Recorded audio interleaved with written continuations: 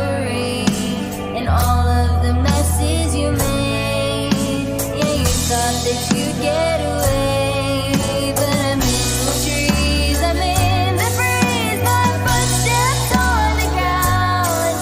You'll see my face in every place, but you can't catch me now.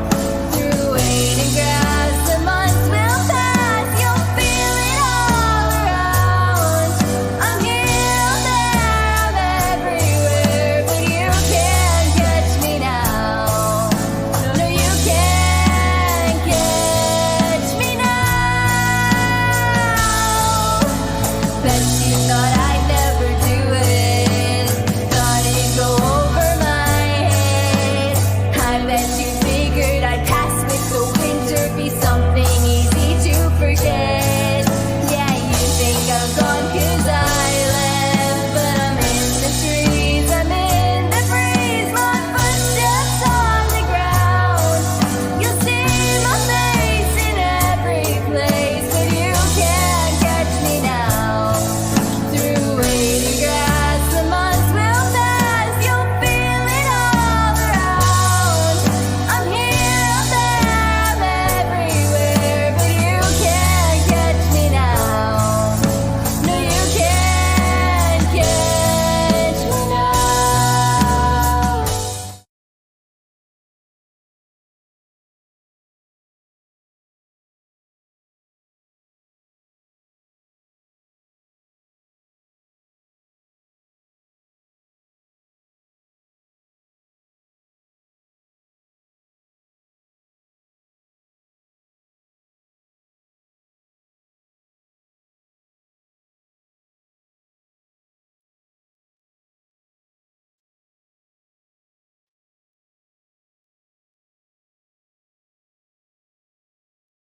Sound. Hello? Do we Ah, okay, there we go. Now we got sound. Hello, Sorry. everyone. Sorry about that. Welcome to the Survival Seeds 2024 collaboration live stream. Yeah, we probably should have had comments open so we could see all the people telling us we had no sound. It was Thank muted you, twice. guys. I muted it twice.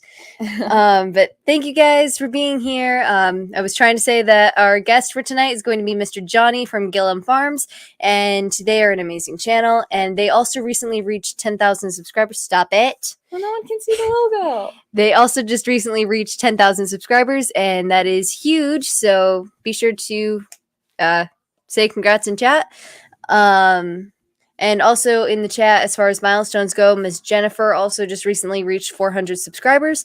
And turning to chat, hello to Bushcraft family, Be Charming. I didn't. It was the lack of button pressing. It was, and Robert Bates, Be Charming, Joe Fix It For You, Mrs. Gilliam, Michael's Adventures. I should be pulling these up. Canadian Family Life. I think that's it. Nope. Michael's Adventures, Jamie's Country Living. I gotta scroll up a little further. I think that's it. Looks like it. And Bubble Bibble. Oh, wait, no, there's more. Sorry. And Jaden0428. Prairie Living Twins.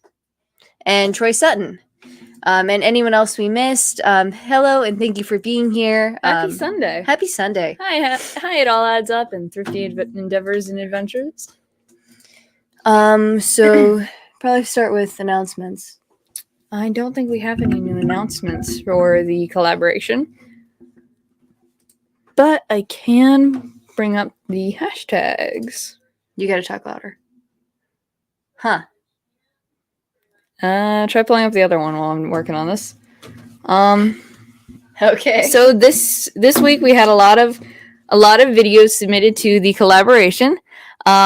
Miss Lori at Lori's World, she put up a video. She got her prizes. She won a bunch of seeds that were donated by Jennifer Ocean Homestead. Canadian Family Life actually won them and gifted them to Miss Lori. So thank you guys both for sending her those, and she was really excited about that. It was a great video. Love the Land Homestead. They put up a video planting their seeds for their fall garden, and they had a great update for their tomatoes. Little James found a big surprise in the tomatoes. So that was a really great video. Our Treasured Home also received what they won. She received the package of seeds from the giveaway that were donated by Lazy Days Ahead with Jesse and Lisa. Let's see. Grace and Fire put up a short. Her chicken Tweety is pecking up her green tomatoes. Oh, no. Chickens can be silly little fellas, and Tweety got into her garden and was eating up all her green tomatoes. Simply Jan Homestead. Miss Jan put up a July update video that started out with her cute little Toby the donkey. She's got her plants are doing amazingly. All of them are thriving and growing super well, and her apples look great. Canadian Family Life. Miss Tiffany put up an update on her plants, and I've said it before, but she's got an awesome indoor garden setup that they've created, and they added a really, really cool addition to it. Sorry. Oh, I can't get the other one on. That's not the picture. They added a very cool addition to their indoor garden setup this week, and it's a really cool add-on. You guys should definitely check it out. And then we also had Gail Southern Living. Miss Gail put up a video. Oh, there it is. Yep. Ms. Gail put up a video for her garden tour collaboration, and her plants look great. She's got some beautiful flowers growing, and her spinach and other plants are doing so well. Everyone's plants are starting to get into their full growing, and it's just everyone's doing amazing. I'm really excited to go to see how everyone does. Jamie's Country Living. Miss Jamie received her seeds and just made a video opening the package and planting the seeds, so good luck to you on your seeds.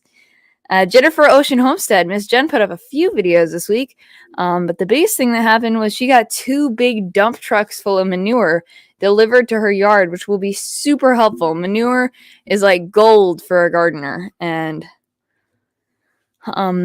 really cool that she was able to get that much of it, and I think she said she's still shoveling it right now while she's listening. So that's really cool, and her plants are doing really well. Leonard Mountain Homestead, her seeds are doing super duper well. She did an update on her garden and some of her animals, and she actually got a first harvest from her squash, which is awesome. Prairie Living Twins put up a video updating on all her plants. If you guys are looking for some cool trellis ideas for both beds and pots, you should check out her latest video. She's got a really great setup going on there. And that is all of the channels who put up videos this week. But again, we've got some really great videos being put up, and I'm super thrilled with how well this entire collaboration is doing. And yeah, if you guys are in the collaboration, definitely check out all the other videos and see what's going on with them, because you can just learn so much from all these other gardeners. I'm learning new things every single week. Every time I go on there and watch all the videos of the week, they're amazing. There's so much you can learn from them. And without further ado, here are our co-hosts. Hello. Hello. Wow, what a cry. Well, we thought we had our power back. We had it on for about 10 minutes, and then it went out Oh, again. Oh, I'm sorry. just enough to tease you. Yeah, Yeah, it was a teaser. Well, hopefully that's a sign that it's almost fixed. that's a sign that they're working on it. I don't know if it's almost fixed, but it's a sign that they're working on it. Yeah. It's better than what it was 6 days ago. Yeah. So, Well, hopefully they get that to you soon. yeah. But anyway, I told Lisa, we might wait before we turn the generator off. And good thing we didn't turn it off. But anyway. That's horrible. I'm sorry. Other than that, we're sweating to the oldies over here. How's everybody else doing besides what we've been through this week? This sounds miserable. That sounds horrible. Not everybody gets to go through a hurricane every week, do they? I hope you guys get power soon. And then Lisa and I've been sick. I've been sick all week, and Lisa's coming down with something, and I think my dad's gonna be coming down with something. It's like, man, I hate, because we're taking cold showers. No, actually, it's not cold. It's kind of tepid, kind of lukewarm cold when you first get in the shower, and you go, ugh. And then it starts to get real cold, and you just kind of grin and bear it. And then you get out, and dry up, and you're back And in you the start heat sweating again. You again. start sweating again. So I think it's that hot, cold Yeah. that's tearing us up. That's not good. I'm I'd sorry. rather take a cold shower than no shower. Yeah. But my Um, butternut squash is going really good outside. No blossom Yay. yet, Oh, nice. but the And we- leaves are coming out. We didn't lose no That's plants. I don't think not one plant to the hurricane. Believe it or not. That's Oh, awesome. that's good. At least you got that.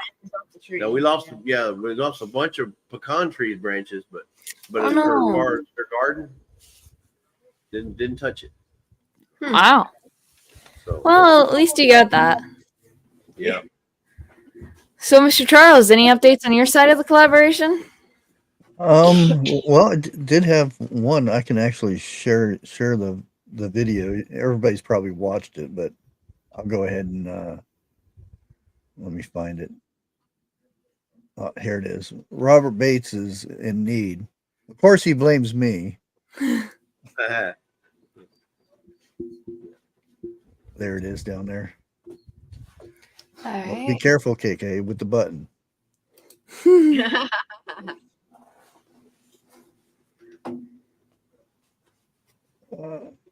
Where's that? There it is. Okay, folks. Bushcraft Family, as part of the 2024 Survival Seeds Challenge, Survival Seeds 2024 Challenge, sent out lemon balm.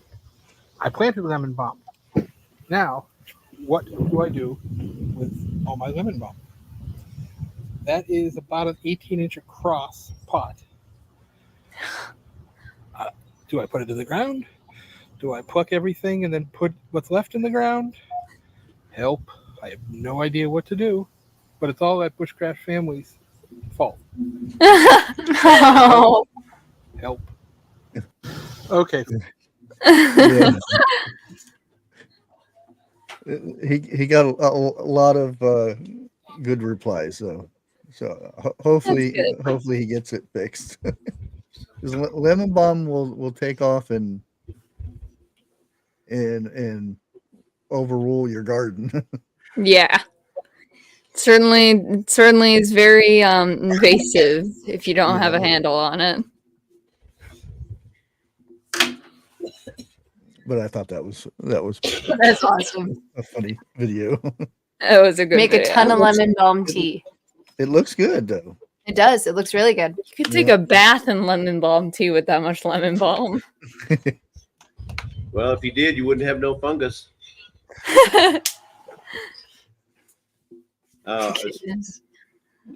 Speaking of fungus, but it's not fungus. Congratulations on them garlic that you were harvesting there, Trey. Those are some big bulbs. Oh, those are big ones. Spunky did great on that this year.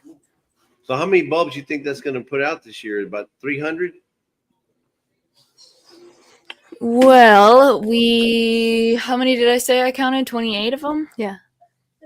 Now, how many cloves are on one bulb of Average 8, garlic? maybe? Either by like 8 or 10? 8. So yeah, right around 300.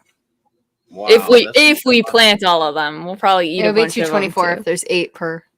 Yeah, Yeah, I but was you're going to gonna keep the big ones, you said, right? So you're going to keep the big ones because they can give you the most seeds Yeah. for next I year. think we're gonna use the biggest ones to seed, and then we'll keep the little ones for just eating. Man, but they look really nice. And that was a neat idea to put them through the little wire. I'd see most people just lay them on a table somewhere. But to actually put them through the wire, that's a neat idea. You can thank Mama for that one. Well, the one common thing that I can pick up from this year's Survival Seed 2024, the one common thread that I detect is everybody is saying this. Now, tell me if you hear the same thing. This is something I've never planted before. This is something I've never grown before. This is something I've never seen grown before. You know, there's a lot of never seens and never dones this Lots year. to be learned. Yeah, because a lot of people say, "Well, I've never grown beets before, but I'm going to do it and see what happens." And so that's what's neat about the Survival Seed 2024. It's everybody's getting to do a lot of firsts, right? Yep, you're learning a whole bunch. That's what's good about gardening. Yep. And there's always a new plant to plant next year. Oh yeah. Right. right? So that's what Next I'm year, we're going to try and grow avocados. No. You Uh, can try. No. Can try. I think it'll take more than a year, though. it's going to Yeah. take a lot more than a year to get Yeah. avocados. Oh, yeah. Yeah. You probably should have started that. See, Five what year were you 2 born? years ago. What year? Right. So, but anyway. I'm gonna show the stats. Oh, y'all want to let me I'll go ahead and share the stats from this past week, so we can kind of see what we got going. Now, we had 23 total videos. That's including the ones that you guys did as well. So 23 for this week, which is almost well, we had 16 last week. This was 23, but we had 35 videos so far this month. And we're only on halfway, even third. Now we're halfway through. That's so cool. Speaking of halfway, yeah, it's the 14th. Today's my son's birthday. So if you're watching, son, happy birthday. Hey, Happy happy birthday. birthday. Ian, yeah, he's 26. I'm a free man. We get a pay raise. I get a pay raise today. He's off my medical insurance. Oh. Hey. But anyway, no, happy birthday, son. And but yeah, so we're only halfway through. We got 304 videos. More than halfway total. through. Yeah, we're more than halfway, Yeah, but a little bit. 304 videos that are just regular update videos, 76 entry videos. So what?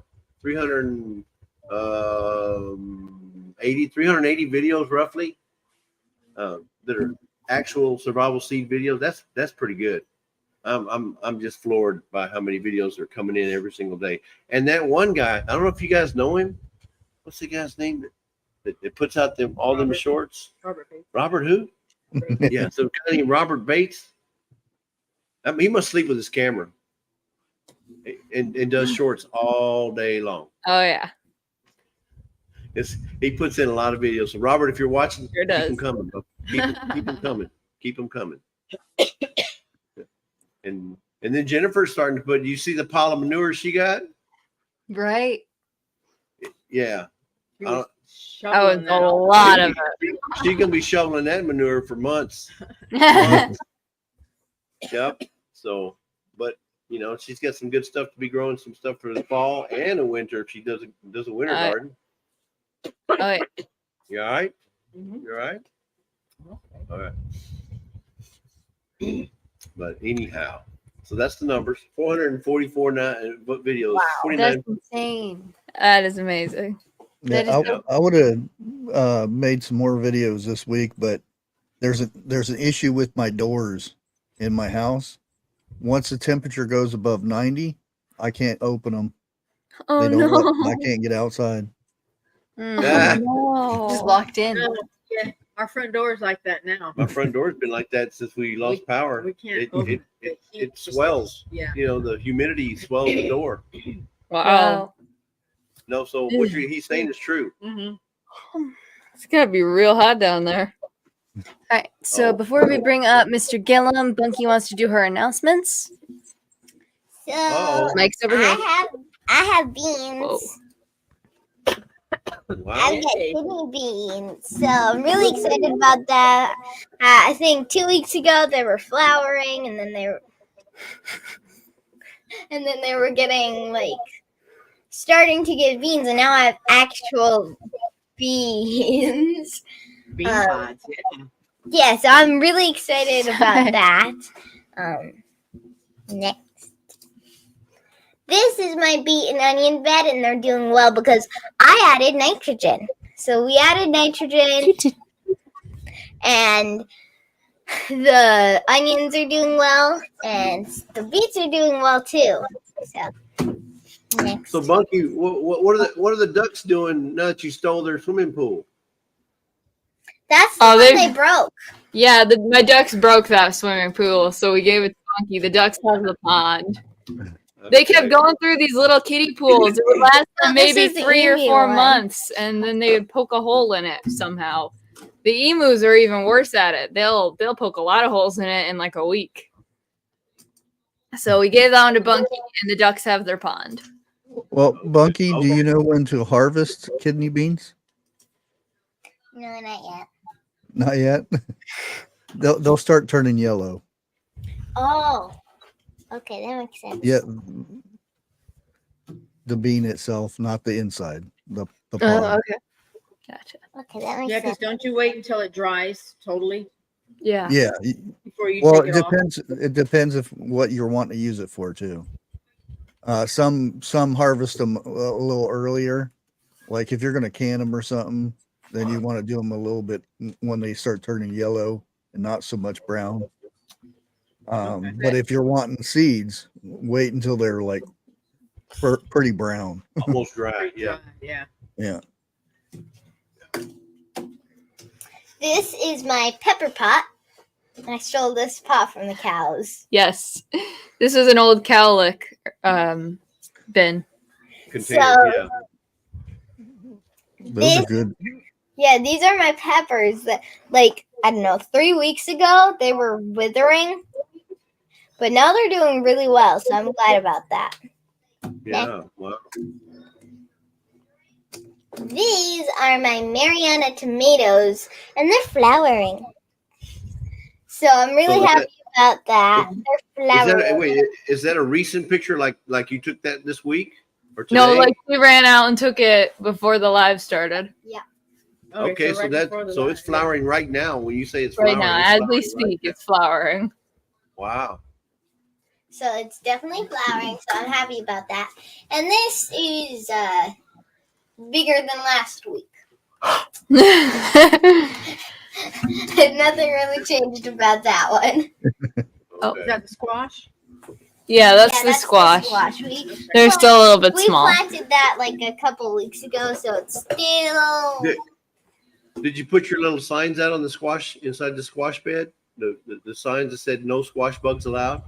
You got to put it out there, otherwise the squash bugs are coming. Yeah, you gotta. Yeah, You got to post it. You got to post it. If you don't post it, then the squash bugs will definitely come. yeah. Like how some people have no bunkies allowed on the grass. No solicitation, no soliciting.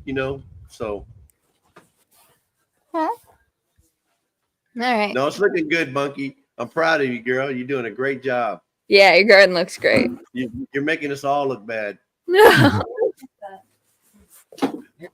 And she's gone, and that's all for the bunkie section.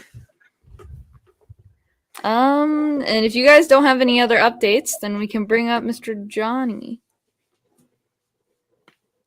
Is he down there? Yeah, he's there. Yeah, there he is. There he is. Hey. How's everybody? Brand new doing? day. It's a brand new day. Representing. Hey! I'm so excited to be here. I've been wanting to be on here forever, and I finally made the cut. Thanks We're so glad much to for have you being here. Yeah. So, anyway, if you have any, I need to say hello to everybody first. Hello, Charles. Hello, Hey. Jesse and Lisa. Trey and KK. Hello. Good to see you. Hey, And how are you hello, doing? Bunky, if you can hear me in the background. So, Nah, she already left. She'll hear it over Mom's shoulder in the living room. but anyway, yep. So, and I'm looking at the chat, and hello to everybody in the chat. So, yeah, about 4:30 this afternoon, the channel hit 10K. Congrats. Congrats. Thank you. I think Joe Fix It For You was the first one that told me that, followed by Jesse and Lisa at Lazy Days Ahead. They were the second one that told me I hit it. Well, I just hope that YouTube's not like my power company down here, where they give it to you and then they take it back. Right. Yeah, that's a possibility. So, That's so cool. well, thank you. So, what do we got going on? So this week's topic is going to be beef. And one thing I do want to center kind of each question around is, if someone's never raised beef before, what would you do in that situation for various circumstances? Well, We've said it a lot in previous lives how there's a big hole. There's a big hole in the survival seeds plants in the fat and protein area. and meat is definitely a great way to fill that in. So for people who would be interested in starting to grow cows with no cattle experience, then that's kind of like the background story for all the questions. Well, I'll give you a little bit of background. I've had cattle several times in my life, and you know, I would have them for a while and then I wouldn't have them. You know, you just get to a point where you change directions and you know, well, about 3 years ago, we were in a drought. There was a big drought here in Oklahoma, and everybody started selling their cattle herds. Well, we had a property that hadn't had cattle on it in many years that had a lot of grass. So we decided we would jump into cattle during the drought, and we bought a small herd of cattle, and then we bought a bull. You may know our bull, Danny. Danny's kind of famous, I think, but so yeah, we bought a bull sight unseen he was 8 hours away in western Oklahoma, and yeah, way over there in the way up Panhandle type area, and the guy told us how much he would be, and I mean, I'm talking Facebook. I'd never seen this bull before in my life, you know, and he's on Facebook and he says, yeah, he'll be this much if I bring him, or if you come get him, or if you want to give me $500, I'll bring him to you. Wow. I'm like, man, that's a no-brainer. Bring him, load him up, bring him. So he brought the bull, and Danny has just, you know, done what he's supposed to do. But yeah, he's a great bull. But anyway, it's interesting that we're talking about beef, because we do have some beef.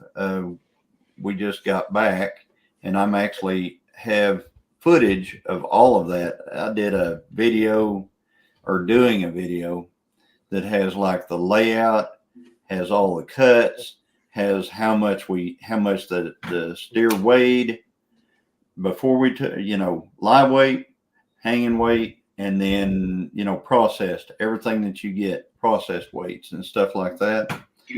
And so I've got all of that stuff.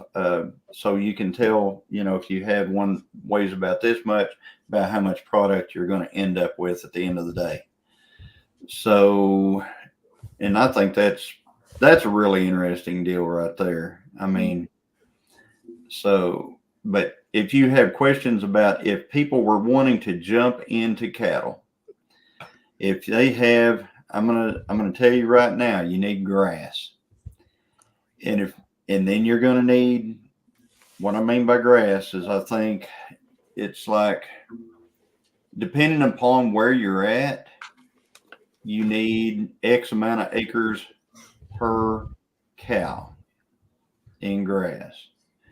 X amount could be 1 acre if you're in a really great grass growing area that gets rain every week, or it could be 3 to 5 acres if you live in a not so great area that has you know, not a good rainfall, and you don't have the best, you know, nutritious grass for them.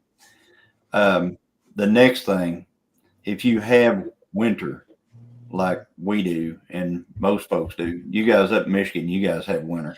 So if you have winter, then you're going to have a way to you know, you're going to have to get hay. You're going to have a hay source, and you need to have a reliable hay source. Our reliable hay source is we actually leased a hay field. So we have a reliable hay field, 50-acre hay field that we cut off of. And then, of course, we have the grazing land. And we have so much hay by doing all that we have enough to where even if we go into drought and we have zero grass on the property, we can feed our cattle still. So nice. I see Vineyard Dad says we have 100 bales sitting already. There you go. Yep. How many cattle do y'all have? I think we are at 23, 21. 21. Yeah, I think we're at Yeah. 21 now. Yeah. We had, I think I hauled in 140 bales the other day, and we had 23 left over. Whoa. 163, and then we're going to have another cutting. So this next cutting will probably be about 112 bales. And wow. We're thinking that's going to, I think we're actually going to sell it. I think we're going to sell that hay. So, because we're going to have plenty. That's awesome. But I think one of the things I saw in this was you're talking about a cow or two, or a cow. Don't get one. Yeah, you can't have one. Don't get one. Cattle are herd animals. So at least two, guys. So if you're raising steers for beef, just buy 2 young steers. Raise them together, feed them out, send one of them to the sale and the other one to, butcher. If you're raising, cows to keep, then, start off with, a cow calf pair, maybe 2 cows, and you can even get them 3-way. You can get a cow calf with and she's bred back, and a 3-way is a pretty good way to start a herd for sure. Calving out heifers is another deal too. So that's a whole nother issue. But any questions you guys have, just lay them on.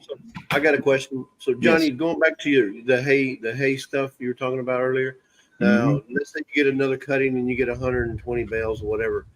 If you did not sell that hay, what is the longevity? When does the hay not have any nutritional value? How long can you keep it? What's the duration? If you keep it in a barn, you can keep it for 3 or 4 years in a barn. Okay, it'll still be good. If you don't have a barn like us, that's what we're doing. We're saving up for a hay barn. Right. And if you don't have a barn, then hay is good you can feed it for 2 years. You can feed it the year that it's cut, and you can feed it the following winter. But after that, you're outside the range. And it also depends upon how you store it. Because what your deal is to keep moisture out of the hay. Hay will, rain. Don't stack them up on their end. Let's just put it that way. On their side, round bales can take quite a bit of rain. If you put them together end to end, then that keeps rain out of the end of them. Getting into the end of them, and so you lose the bottom. You'll lose probably, let's talk about a percentage of how much, what you'll lose off a bale of hay. You'll probably lose about 25 to 30% of that bale in the second year. So you'll still have 70% of the bale. In the first year, you'll have, say you have 100% of the bale. The next year, you have 70% of a bale to feed. So, and cattle are not silly. If there's any, if they don't like it, like if there's some moldy hay in there, they won't eat it. Yeah. So they will. Yeah. So they'll take care of that themselves. You don't have to worry about that, because cattle are smart enough to realize what's going to hurt them and what's not going to hurt them. Yep. Right. And they just won't eat it. So yeah, you'll see them dig all the way to the good stuff. Yeah, they'll just get into the good stuff. They'll eat it, whatever's left. But all is not lost, guys, because that hay breaking down on your property is going to turn into soil. Yeah, it's good fertilizer for the it composts down itself, turns into the cows. Like we feed in round bales or round bale feeders. And the cows standing around that, of course, they deposit their manure in the area, and then you've got the hay bale breaking down, and you actually end up with really good dirt. And I like to feed the rockiest ground we got. That's what I like to feed. So is any of that breaks down? Is it called silage? Well, silage is a different thing. Silage is whenever they wrap it. Okay, they wrap it in plastic, and what it's to do, it's kind of like a ferment. That's a fermentation process. Okay. Yeah, and what they're trying to do is make the hay sweet, because as it ferments, just like sugar, all kinds of all kinds of different things, corn. Yeah, fermenting corn for pigs, stuff like that. It sweetens it and makes the cattle want to eat it even more, if that's possible. I mean, ours will eat every bit of it we put out there in the wintertime. But Yeah, have you had good luck with silage? we do not use silage. Okay. I mean, I know about silage, but we don't use it. We don't have a way of making silage, and so we don't deal with it. We get the hay bales, bring them in here, and feed them. Yeah, we got a gravity feeder full of silage, corn silage, from a local cowboy, and yeah, our cows wouldn't touch it. Oh, really? Yeah, we'd put it out in loads and they wouldn't touch it. Even if they didn't have hay, they would not touch it. We actually had to start using it to fill in holes because nothing else would use it. wow. Well, that means that it's gotten mold in it or something like that. There's something they don't like about it. Now, not all cattle like to eat corn stalks. What is silage? That was the fermented corn husks that we got in the. Okay. You thought it smelled weird. So it might be a learned deal. It might be, it's just, I'll give you an example of something that's learned. All right. Turnips. Okay. If you plant turnips on your property for deer, like I do sometimes, deer won't touch them like the first year or two. They will not touch them. They'll turn up their nose. They'll walk through them to get to everything else. By about year 3, they're on it. So, why they call them turnips? They turn up their nose. yeah, it's kind of a learned deal, and I'm not sure. That might be what's going on with your cattle. They might just like something else a lot better. Right. I can tell you a way to make them eat it. Get some jugs of molasses and pour it in there on it. Oh, they like molasses? Yes. If you got hay and weedy hay and stuff like that they're not eating real well, pour some molasses on it. Just go buy you some cheap jugs of molasses and just pour it on that, and they will tear it up. So cows have a sweet tooth. Oh yeah. So, and I guess that's another thing. I mean, we put out mineral lick tubs, which the mineral lick tubs are molasses with minerals inside of. They're baked. These tubs are baked. It's a hard mineral, and but it's baked in. It's all molasses. They weigh about 200 pounds a piece. That's what we feed in the summer. And it does a few things. One of them is fly control, and of course all the minerals that cattle need. Cattle, their coats, you can see it in their coats if they don't have enough minerals and stuff like that. Go ahead. Now, Johnny, question. So we're talking for the new guy, the guys that are just now starting or wanting to start raising cattle or whatever. It's obviously expensive. It's not cheap. It's a very costly hobby, if you will. Right. But how often? So let's say you get 2 cattle. Let's say you get 2 cows, right, or 3 cows. How often should they be checked by a veterinarian? Is it like a weekly? Monthly, yearly, bi-weekly? How often? What kind of routine do they need to be checked by a veterinarian? There's not really a set. Have a vet look at your cows type deal. We have a vet here in Oklahoma. We had to get ourselves set up with a vet, and what he did was he drove over to the house. He just looked out across the field. He looked at the cows. He counted them. He said, "All right, I've seen your cows," and that means he's set up. So if I go to him and say, "All right, my cow is doing this," he knows what that is, and he says, "All right, give them a shot of this. Give them, here's this pill. You're going to have to put it down your throat. Here's this, et cetera, et cetera." And so we pretty much do our own, as far as they just provide the material that we need and tell us the amount, and then we do all that stuff. Now, pulling calves, you can call a vet and try to get them to come out and help you pull a calf or something like that. But it's best to know how to do it yourself, because a lot of times a vet is not available. And so we're set up for that. We had a cow that was down last year. Having the right stuff like hip clamps and stuff like that around. A tractor with a loader helps a lot. Yeah. Things like that. So those things are light. But if somebody was starting on cows, just say they wanted a couple of beef cows, they want a milk cow, they want, they're doing this homesteading thing and they're going, "I want a milk cow."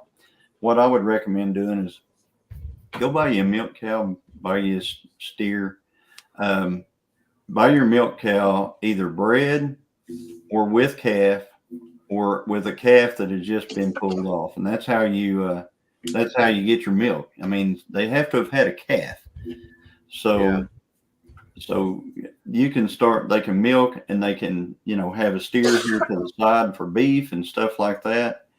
I'm going to recommend if you've got really good grass, have at least 2 acres for 2 cows, at least. Okay? So an acre per cow then? If they've got really good grass and they're in one of them areas where it rains, like once a week. I don't know what Michigan's like up there, but I know places in Kentucky can really grow some really great cattle because they have super great grass over there. But over here in Oklahoma, we're a 3 to 5 acre per head type situation, unless you end up with a lot of hay like we do. We can run more cattle on our ground than a lot of other people can because we have a way of feeding our cows no matter what. Nice. They're still on grass now. I mean, so sometimes we start feeding about August sometimes. So because of that. No, Chocolate milk cow would be great, Tony says. chocolate. But I'd recommend, for an all around deal, I'd get a steer and a milk cow, or I would get a couple of steers. If you get 2 steers, what you do is like I said, you raise one, feed it out, take the other one to sell whenever it's time to process, and that's your money to process right there. Mm. I think. Well, in the spirit, I was gonna say in the spirit of survival, like survival seeds, the prepping or the homesteading community is doing a lot of prepping, such as freeze drying, canning. Well, now people are trying to grow their own food, raise their own cattle for their own beef. They're learning how to hunt, deer, other animals, and so this is totally within the realm of being prepared, not just by saving your own seeds and stuff, but learning how to feed yourself and your family. So this is awesome. I'm thinking that more people ought to get into. I'm not saying cattle business, but just prepping. Anybody can have a couple of cows, right? For, like you said, for beef or for sell. Yeah, self-sufficient, like Christine says, there's self-sufficiency, and that's us. I mean, we have chickens for eggs and stuff like that. We have a garden. We have pigs. We have cattle. So we pretty much on the nutrition plane we're taking care of. We don't have anything for milk. We don't have any milk cows. Let's just put it that way. I'm sure that if I got one of them old gals in there in the chute and stuff like that, I could probably get some milk out of it, but You know. Oh yeah, that's another thing. Rotational grazing. If you have enough ground to do it, and if you've got you got your 2 acres, and you've got your 2 cows, and you've got really good grass. Split that 2 acres up into 4 little fields. Make 4 half-acre fields, and just move them from one to the next, to the next, to the next. And what that'll do a few things. It's not so good, like if you have a big enough area, you can do like fly control that way, because flies follow manure. And if you take the cattle away from the manure load in one field and put them in another field, the flies aren't there because there's not a manure load over there yet. I mean, it'll get there, but you're going to move them. Oh yeah. And some people don't understand the concept of rotational grazing, because they say, well, they're going to eat all the grass anyway, so why don't you just turn them in there and just, let them go and eat the grass? Well, cattle will eat all of the grass, and none of it ever has a chance to grow.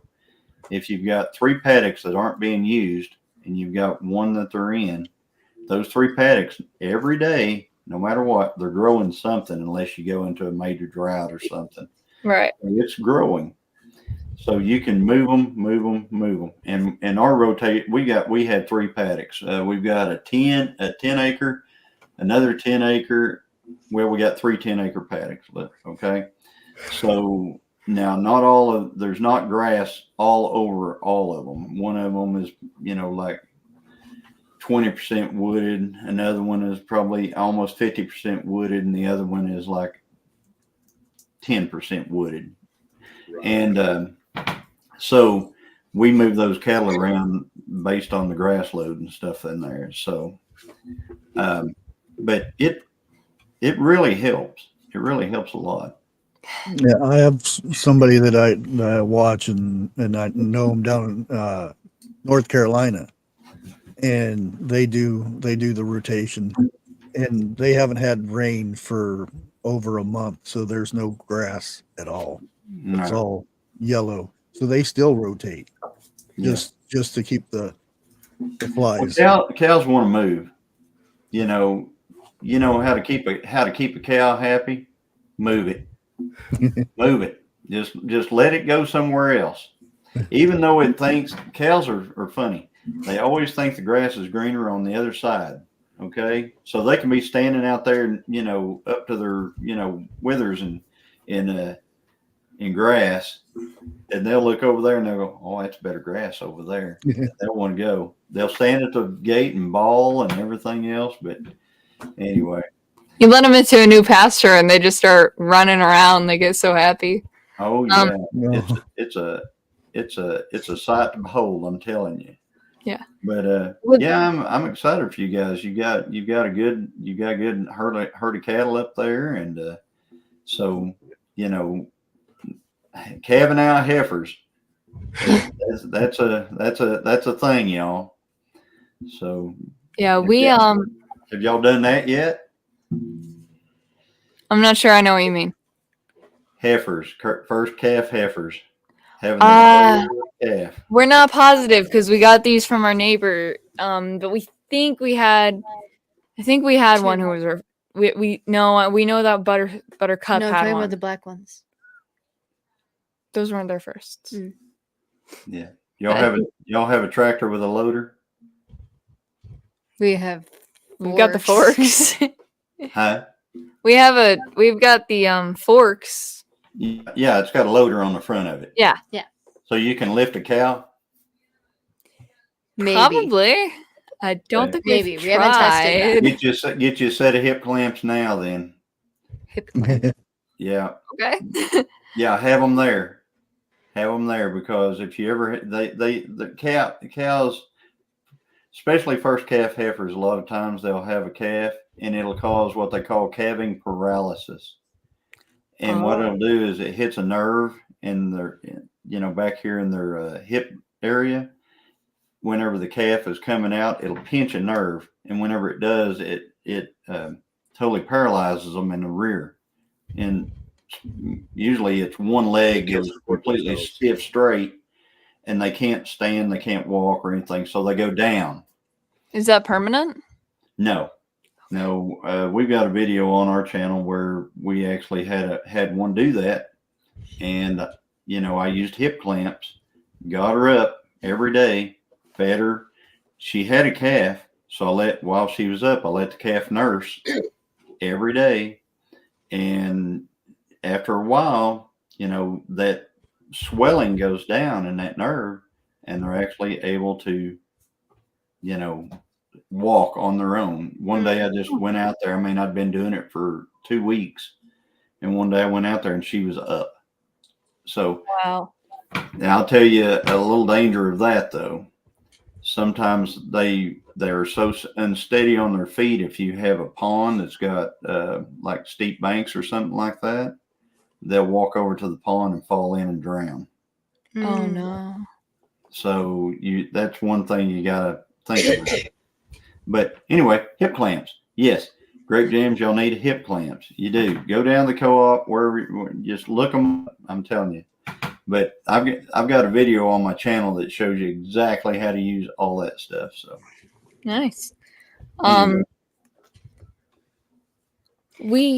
So as far as first time people who are looking into raising cows, and or even just like buying meat, or not, sorry. Here you go. For people who for people who are looking into raising cows for the first time, what are some expenses that are with cows? Like if you were to have 2 cows, is that worthwhile, or is it probably better to do more than 2? Well, I'm just gonna tell you that cattle are if you can have, it depends upon your need. Okay, here you go. It depends upon your need. If you want to get into it, to where you're actually funding the cattle operation with your calves, which means you do cow-calf pairs, you end up selling your calves. That ends up paying for the upkeep of all the rest of the cattle and their feed and stuff like that.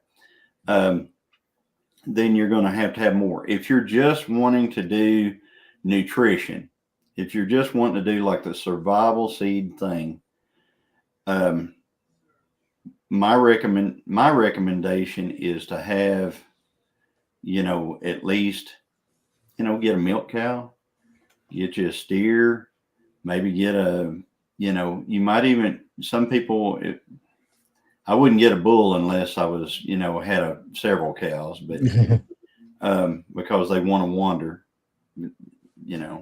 but I'm telling you that, that would be that, I hear a lot of, they ask me about that. They say, well, what about, I want a milk cow. I want a milk cow. I want a milk cow. Get you a little Jersey milk cow. Get you a steer, say get you an Angus or something like that. And just, or Hereford or whatever your choice is, I don't care. Just get you something easy to work with. If you go to buy it and it's got its head all real high and everything and it's snorting around at you a little bit, walk away. Don't do it. Life's too short to be, pounded into the ground by a cow, I'm telling you. So, but that's one way of doing it. The other way of doing it, if you want to be sustainable and just, you've got your meat every year, et cetera, get you about 3 cows. Either set up something with somebody who has a bull to where the bull, you can borrow the bull for a while, or you can AI them. You can have them artificially inseminated, or you can, with a vet, or you can, you can get you a bull if you want to. Just make sure you got a pretty good fence if you get you a bull. Oh yeah. So, do you guys have a bull? Yeah. Danny's so well behaved next to Andy. Huh? Danny is so well behaved next to Andy. Oh, damn. Oh, okay. I gotta check that out. You got some videos about Andy on there? Not like I think solely not about like him. solely about Andy. We should probably make one. Yeah. Andy is he's a good cow. He doesn't attack anyone. He's probably the most chill of all of our cattle. Yeah.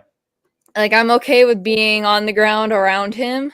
Yeah. But if you try and push him or the people who originally had these cows before our neighbor passed, his wife and her friends were kind of like instructing us on what to do, and they said that we should separate the bull after the babies were born. Well, yeah, some people do that. Okay. Yeah, so we tried to separate Andy out. We put him in his own lane, and we got all the heifers out, and he knocked down the entire fence and got out onto the road. We had 3 policemen come on here onto our property trying to make sure that Andy didn't go out onto the road. It took us so long to get him back in, and in the end, we've been out there for hours, and Andy just ended up back with the other cows. I'm telling you right now, unless you have a really good pipe fence or a barbed wire fence with lanes in the middle, like heavy barbed wire fence. I'm talking a lot of strands and tall with separated, like with a lane between it. Let's just put it that way. You're going to have to keep that bull's going to end up having to be with somebody. He's not going to be by himself. He's going to end up getting back over there. And so what we do is we actually keep Danny with the cows all the time. We move the ones out that we don't want around Danny. So we move, but we keep him with all the grown cows and the heifers to a certain point. Whenever they get up to that age to where, they might get bred, but they're too young still. Then but they're too little, too young. Then we get them all out away from him. And we can do it to where we keep a field between them. We can keep Danny and some cows all the way at the furthest field, and we can put the heifers up in the front lot. We don't have any problem. Yeah. We managed to, after the whole Andy fiasco, we decided that Andy needed some respect, and we let him stay with all the big cows. And we separated our 2 little heifers, and they're in by the goats. So you got Andy and the big cows, and then the vineyard, and then the other cow. The heifers are on the other side. So on a live the other day, I was on a live at our house. I actually separated Danny from all the cattle on a live. It was just a normal deal for me, but I was out and I separated him just as a test. And I can tell you, I found out in about 20 minutes of him being separated from every cow out there that wasn't going to work at all. He was running up and down that fence, and I mean, he was just getting ready to be. Well, you're getting ready to build a fence, so you might as well put him back in there. And he was looking at me like I was pure the enemy for separating him from those cows. Oh yeah, the last thing you want is to be on a bull's bad side. Right. So, yeah. But anyway, but I mean, any questions you guys ever have, been your dad, grape jams, you guys just get a hold of me and I'll help you any way I can. Some people do all the vaccinations on their cows. They vax, do everything. We don't vax. Okay.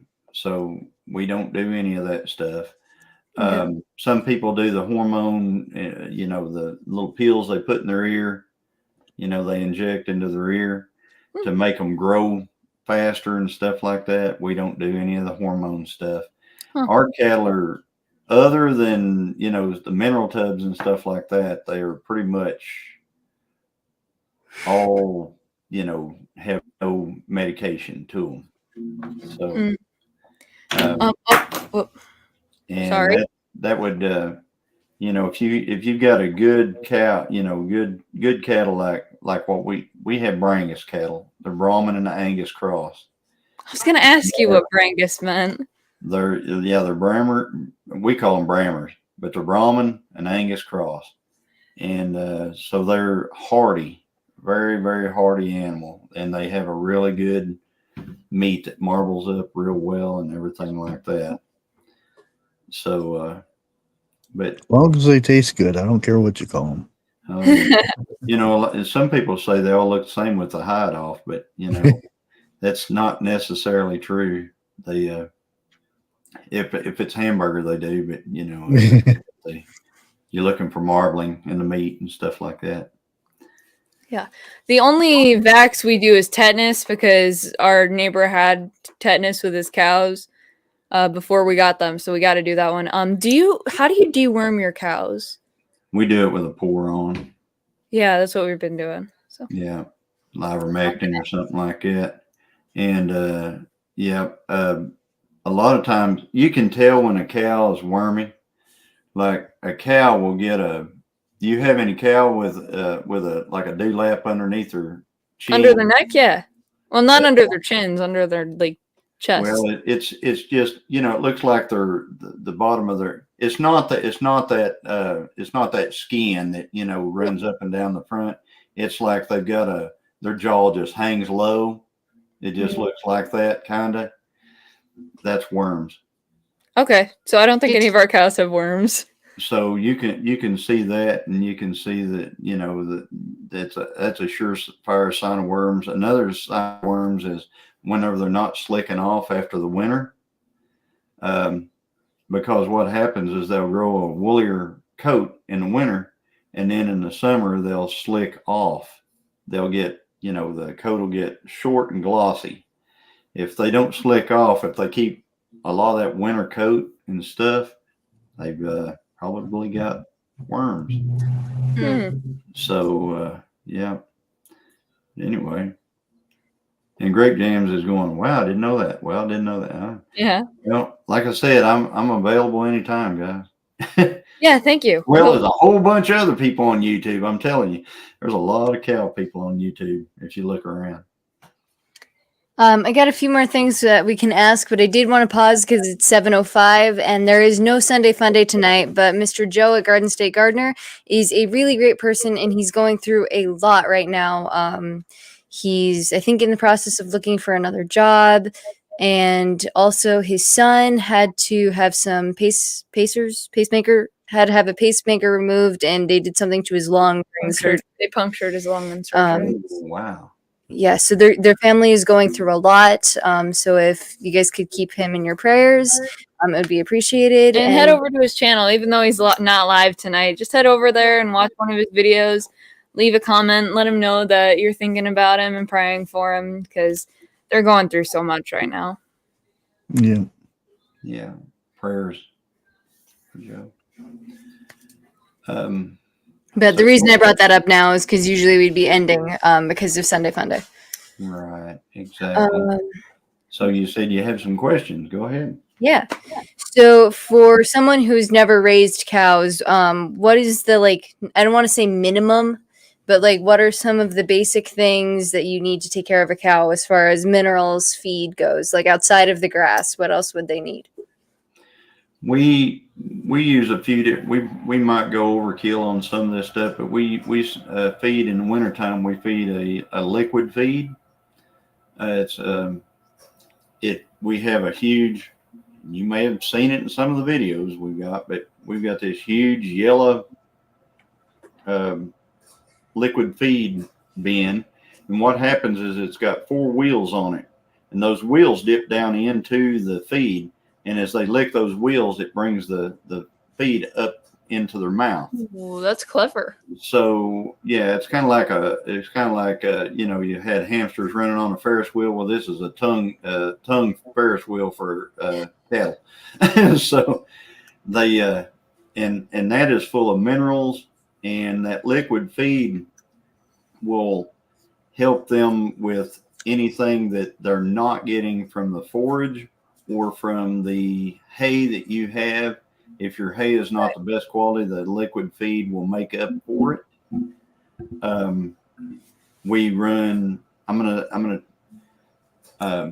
as far as minerals, I'm trying to think of all the minerals that we use. We use cobalt, we use sulfur, we use just trace mineral blocks. We use, you know, you can get just about anything. And basically you look at what your cows, like the coat of your cow, you look and you can tell a lot of what they need from that. Now, I can tell you that as far as what is most preferred on our place, trace mineral blocks and cobalt. And for some reason, the calves like the cobalt a lot more than the cows do. It's like maybe they're short in that or something, being younger. I don't know. Another thing that you might think of if you have calves is getting a creep feeder for calves. And what that does is you can fill it full of feed out there, and the calves can still be with their mamas, but mamas can't get in there to eat it. Yep. But the calves can. Those are both helpful, and it's funny to watch the big cows try and get under there. Yeah. And We had one mom who kept trying to get down on her front knees to get in, and she still didn't fit. And tie that thing down, because Danny, our bull, would put his head in there and just lift it and then just push it backwards. And then he would eat whatever fell on the ground. He would just eat it off the ground. Oh no. So yeah, tie that dude down. But as far as other things that I would say, I'm gonna, used to, we didn't have stuff like this, but I'm gonna say if you're calving out any cows at all, have a set of hip clamps on the property. Preferably not everybody has a tractor with a loader on it, but it's handy. Now, I have used an A-frame that I carried out there or took out there with a truck, set up an A-frame over them and lifted them with a come along. So you just need a way of getting your cow up on its feet if it ever gets down and it can't get up. Yeah, Christine's out here saying all the things that you might want to keep on. If you're going to have calves, keep a bottle around, a bottle or two. Yep. You might even keep some milk replacer around. You might keep some, what they call that, fake colostrum stuff that they've got. In a pinch, you can use, I think it's honey, an egg, and I think it's like, I want to say pepper that you can milk up, rig up together, and it'll help them at the very beginning. But colostrum is one of the most important things that any newborn can get is the colostrum. Oh yeah, those are super important. We actually had to take a couple of the babies away because we had an issue.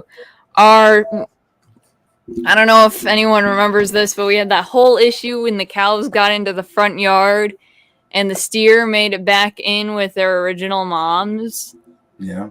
And then they started stealing the mom's milk before they had their babies. Yep. So then we had a lot of babies who were born and didn't have any colostrum. We actually, Sparky and Firefly, who are the two cows that we are bottle feeding in our barn, neither of them had colostrum. That's why we had to take them away. Those sound like really young cows. The moms? Are they young? The cows that let the big steers nurse them. They're not that young. I think our youngest cow that's out there is 2 or 3. Okay. Well, the reason I say that is because usually if you've got a really good cow, she won't let them. She won't let that big one. Once they've been weaned from her, they won't let them come back. She'll run them off every time. If you've got young cows, and I'm going to say a 3-year-old's a young cow. If you've got really young cows that haven't learned that, yeah, they will let them steal it. But even our 10-year-old cow, Clara, Bunky's cow, even she had her milk stolen from her, and that's one of the babies we had to rescue. And she was trying to get away from them. They were just faster. Yeah, but yeah, we've got some cows out there that ain't nothing going to get. They'll run everything off. They know. It depends on experience and things like that. Greg James says, do you separate the calves from their mama? Johnny, how many months old? We separate them at 8 months. Oh. So 8 months old, we separate them from the mamas because here's my logic on this. You have a cow that has a calf. It's a 9-month gestation period. If everything lines up perfect in the world, she's going to breed back in 2 months after she has a calf. So she at 11 months, she's had a calf. 9 months, 11 months, she's going to breed back. So that means 9 months later, she's going to have a calf again. So what I try to do is I take them off at 8 months old. That gives the mama enough time to get her body condition back and that new milk and everything that she's going to provide for that next calf. Plus that 8-month-old calf is going to be about 700 and something pounds at that point, and plenty big to not be on mama, that's for sure. And then if we have any steers that we're going to butcher, I start feeding them at about 12 months of age, where I really start feeding them, and we feed them for until they get to the size that we want, which this one that we butchered this year, I would have liked it to have gotten bigger, but it just didn't grow out as much as I wanted it to. It's still 1,000 pounds, but I wanted it at about 1,300 whenever we butchered. Nice. So, and on that subject, how do you finish your cattle? Like, do you separate them? Do you treat them a little differently before they go? we separate. What I do is you want to contain your steer, okay? So whatever you're butchering, if it's in a big field, just think about it this way: it's got plenty of room to exercise. Okay, if it's exercising, it's losing weight. So what we do is we put it in a lot. So we put it in a small lot. We put the water, we have a watering system and everything, and we put a big round bale of hay in there with them, and we pour the feed to them. We start off with about 5 pounds of feed at the very beginning, and not 5. I'm sorry, 2.5 pounds. We start off with 2.5 pounds of feed in the first feedings, and we increase that. We go like a week, and then we start feeding 5 pounds. We go, another week, and we're feeding 10 pounds. We go another week, and we're feeding 15 pounds of feed to them. You gotta let the rumen get accustomed to feed. Right. By the time we're done, we're feeding, they're eating a full 5-gallon bucket of feed twice a day. Wow. Yeah. And you can really tell there at the end, once they get past a certain point, they start putting the weight on. Ours, when we started feeding him out, he was probably he was a little small. His name was Gordon. He was probably about 550 pounds whenever I started feeding him, and he was 1,000 pounds whenever I got done. Wow. I fed him for 3 months. He grew a lot in 3 months. Wow. So we don't keep we never keep them alone. So what happens is I will put another one in there, whether it be a bull calf or another steer. I'll put another one in there with them so they've got a buddy, and I just feed them both at the same time. And one's growing and the other, they both end up growing off this deal. It's not cheap. Let's just put it that way. It's not a cheap way of doing things, but you're going to end up with meat that is far superior than anything that you will ever get from a grocery store, ever. I mean, if you have one of the steaks off these or the hamburger off of these, it's just so much different. Amazingly different. So That's really cool. Survival cows. what is our opinion about grass finished beef? some people like it.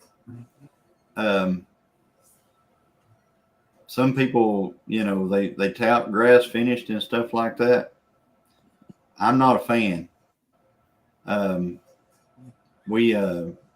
had it both ways. Grass finished beef ends up having yellow fat. And whenever you've got, it's a tallow fat instead of white fat. And it's not, the flavor is just not there. Let's just put it that way. So, I mean, but I'm telling you, you can go to the grocery store and it'll say grass finished and all this stuff, in these different sections and things like that. And I see a lot of people touting it on YouTube and everything else, but in my opinion, I'd rather not. We want to feed them out.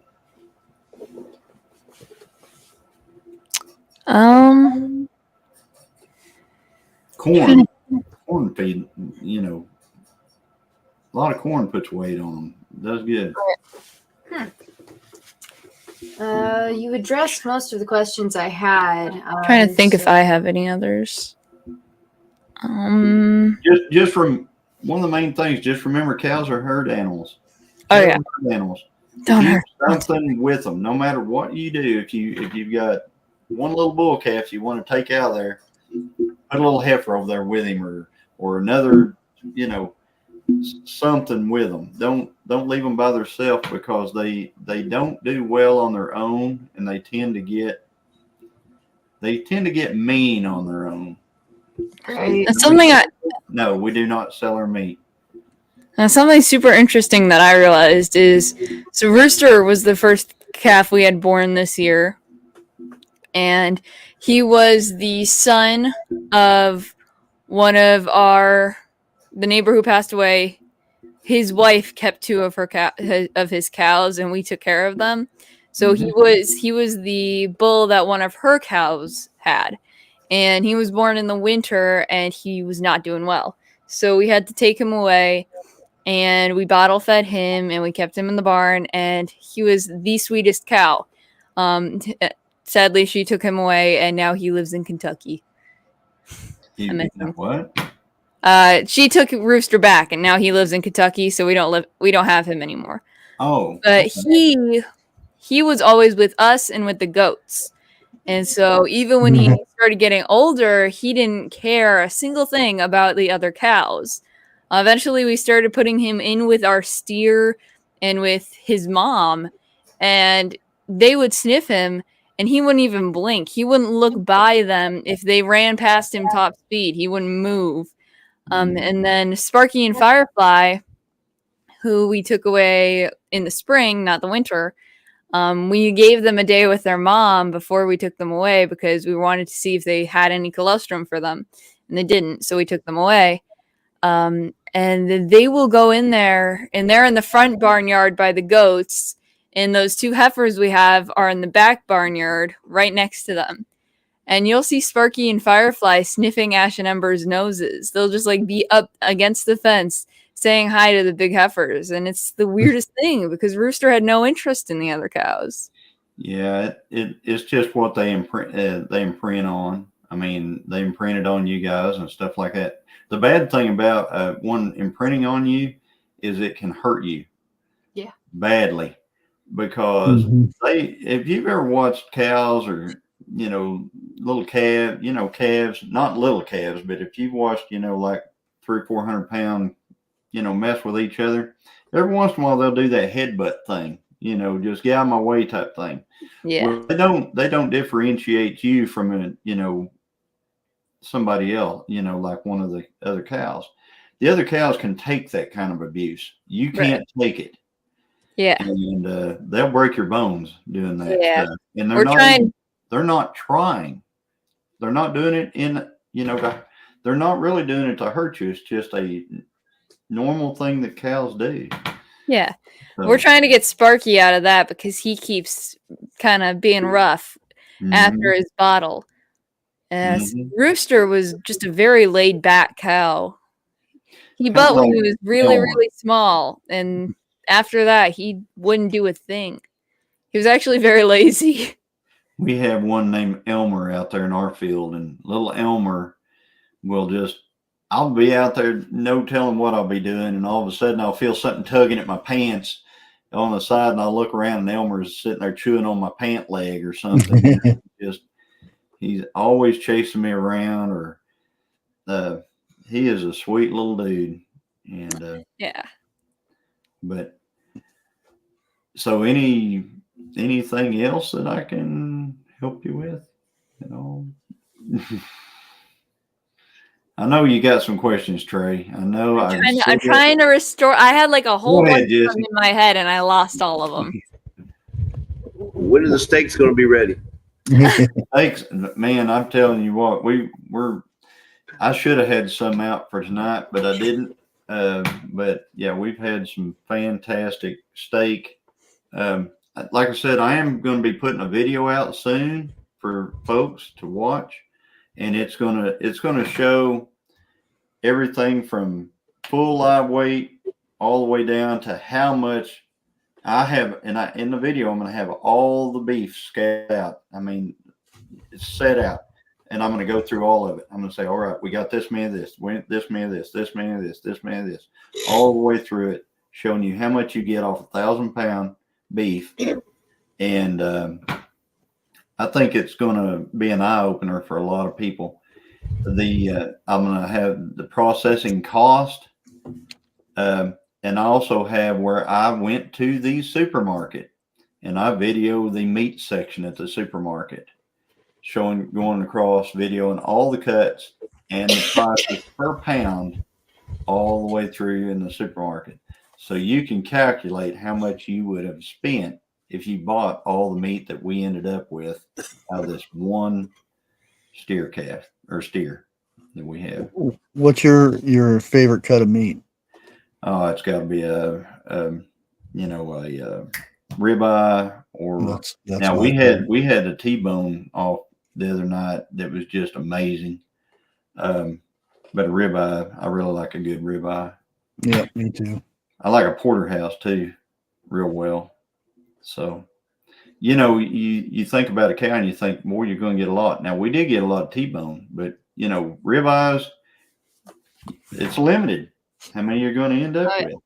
And porterhouse is really limited. So, you don't end up with very much of that. You end up with a few more ribeyes, and then the T-bones, you get quite a bit.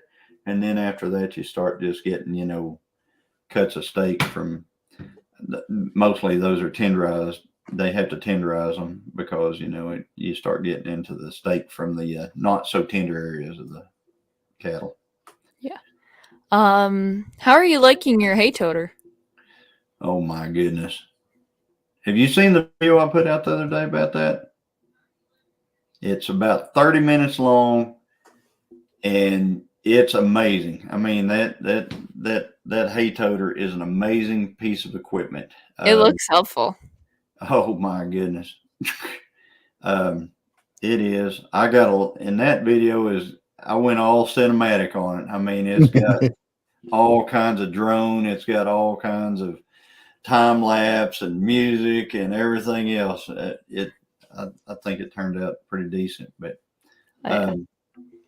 yes, the hay toter was something that it was an investment, and it'll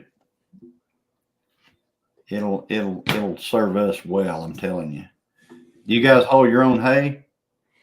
We have the cowboy friend who gave us the what's it called? The corn. What was the word? I just lost it. The stuff you put in the gravity feeder. Silage. Yeah, silage. He will bring our hay here, and he actually is the guy who baled 2 of our spots. So that's why we have so much hay right now, is because they baled our lots. So yeah. On your silage, back to that. Put some molasses on it and see what happens. Yeah, we'll have to try that. Yeah, I mean it'll get them going on it. I just remembered one of my questions from earlier. Okay. Your cows all seem very nice. Thank you. Like So Like temperamental wise, or just like in general? Well, both. He has very healthy and very happy cows. We got our cows from our neighbor, and he lives like hour away from I don't know here. who you're talking about. Mr. Jerry. He lived like an hour away from here. So he would visit his cows like once a week and sometimes less to make sure they had food and water. But they had like a big pond and stuff that he would just leave them with. So they weren't really used to being around people. So they're not very friendly. There's the one cow that Bunky had that ever since she was about 4 years old, she would give apples to through the fence. That cow has been acclimated to Bunky over like 6 years and is now okay with being by us. But of all of them, I'm the most scared of her because she's not like timid in the slightest bit. So you can stand 2 feet away from her and she won't blink. But if you bother her, then she will try and headbutt you. So we got to be really careful around our cows. Most of the other cows are timid other than Blessing, who we bought from a different farmer. And she's very friendly. She's never rough with anyone at all. But all of our cows are either timid or mean or Andy. Okay. I'm gonna tell you something about cows. If you got high-headed cows, if you got snorters that are high-headed and they're side-eyeing you every time you go out there, and they just don't want to be you being around them, and they'll keep their head up, they'll keep their head high. If you've got cows like that, I'm going to recommend probably sending them somewhere else, because cattle will cause other cattle. The temperament of one wild cow, if you've got one that's really wild, they can ruin a whole herd. Yeah, that I know for sure.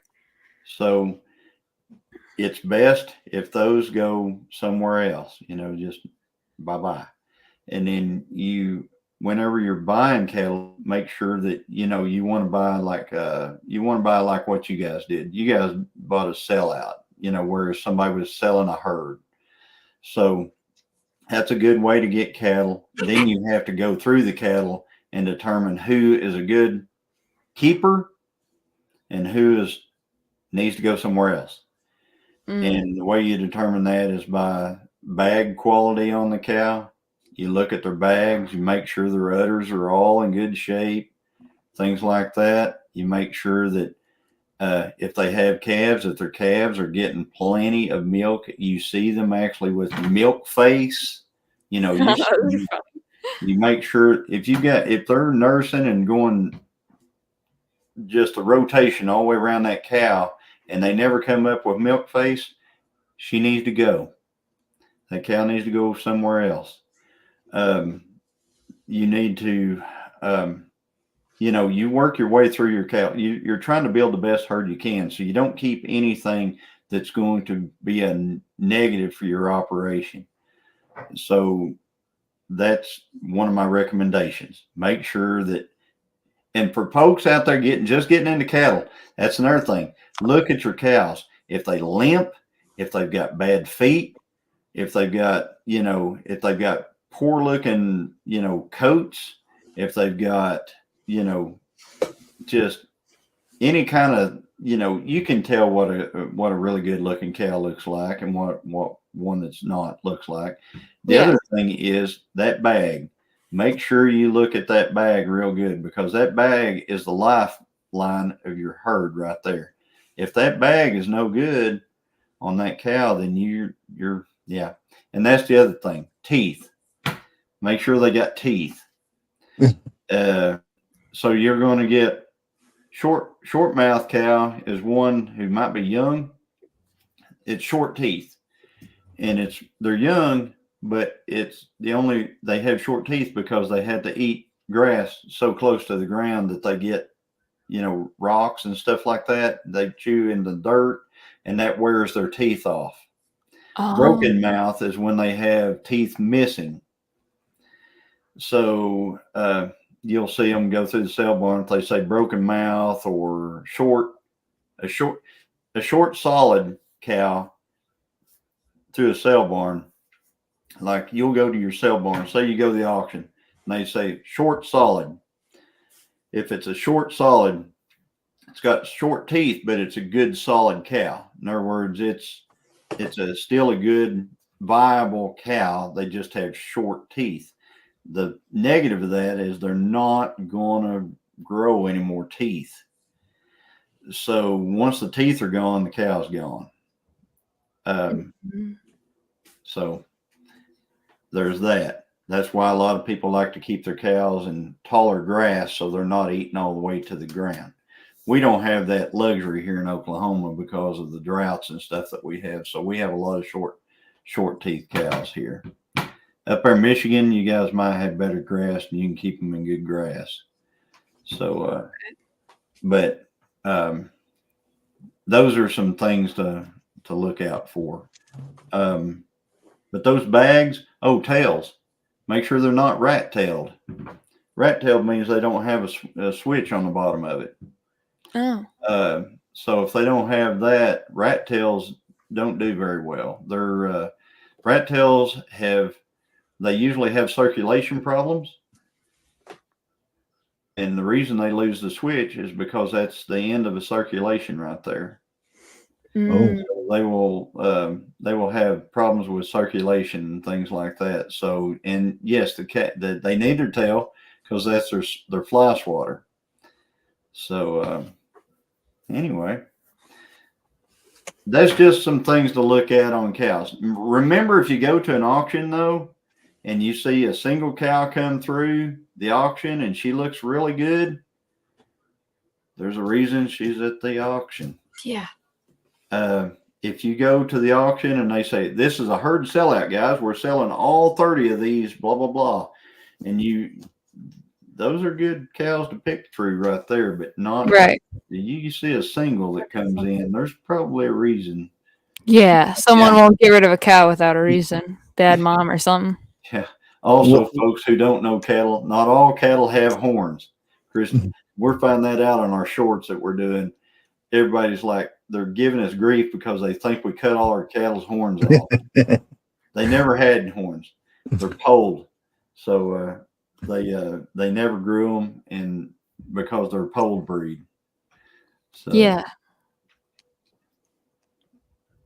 What's the going rate on a calf nowadays? Here, 3 and 4 weight is about $4 a pound. You can a 450 to 550 weight is about $3.60 a pound.